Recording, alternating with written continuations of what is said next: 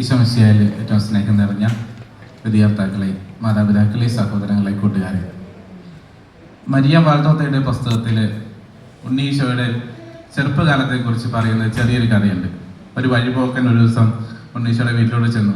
അവിടെ നോക്കിയപ്പം വളരെ ശാന്തമായൊരു കുടുംബം, നല്ല അനുസരണയുള്ള മകന്, മാതാപിതാക്കള് വളരെ സ്നേഹപൂർവ്വം പരിപാലിക്കുന്ന മക്കള്, ഉണ്ണീശോയൊക്കെ വീഴാൻ തുടങ്ങുമ്പോൾ ഓടിച്ചെന്നെടുക്കുന്ന മാതാവ്, അതുപോലെ തൻ്റെ പണിശാലയിൽ ഈശോ സഹായിക്കുന്ന ഈശോയും.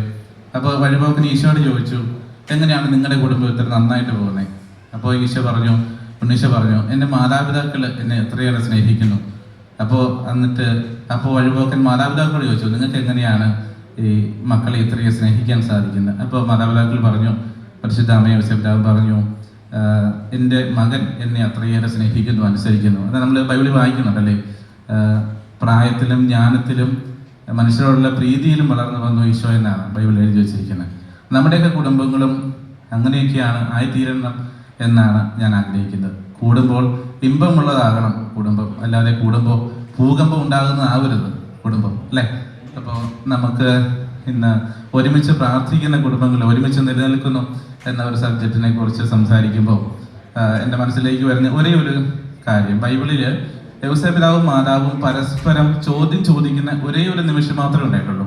അത് 3 ദിവസത്തെ വഴി പിന്നിട്ടിട്ട് ഉണ്ണീശോയെ കാണാതെ യോസേപ്പിതാവ് ചോദിക്കുന്നുണ്ട്, എന്തിയാണ് ഈ ഉണ്ണീശോ എൻ്റെ മോൻ എന്തിയെന്ന് ചോദിക്കുന്ന ഒരു അപ്പൻ്റെ വേദന, എൻ്റെ മകനെ കാണാതെ പോയി എന്തിയെ യോസേപ്പിതാവേ എന്ന് ചോദിക്കുന്ന ഒരു അമ്മയുടെ വേദന തിരിച്ചറിയുന്ന ഒരു നിമിഷമുണ്ട്.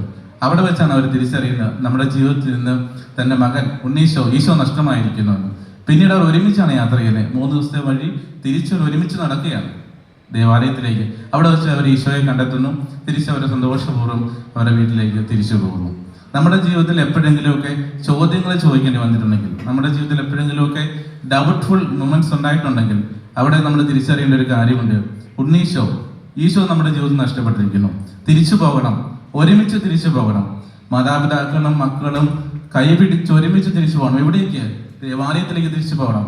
അവിടെയാണ് ഈശോ ഇരിക്കുന്നത്. അവിടെ ചെന്ന് കണ്ടുമുട്ടി കൂട്ടിക്കൊണ്ട് വരണം നമ്മുടെ കുടുംബങ്ങളിലേക്ക്, നമ്മുടെ ജീവിതങ്ങളിലേക്ക്. അവിടെ നമ്മുടെ കുടുംബവും നമ്മുടെ ജീവിതവും ഒക്കെ വളരെ സന്തോഷപൂർവ്വമായിട്ട് തീരും.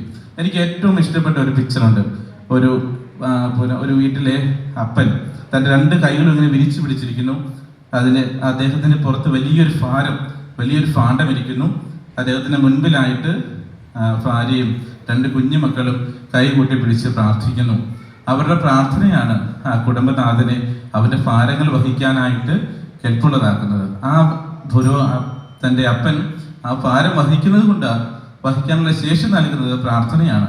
ഒരുമിച്ച് പ്രാർത്ഥിക്കുന്ന കുടുംബങ്ങളൊക്കെ എന്നും ഒരുമിച്ച് നിലനിൽക്കും.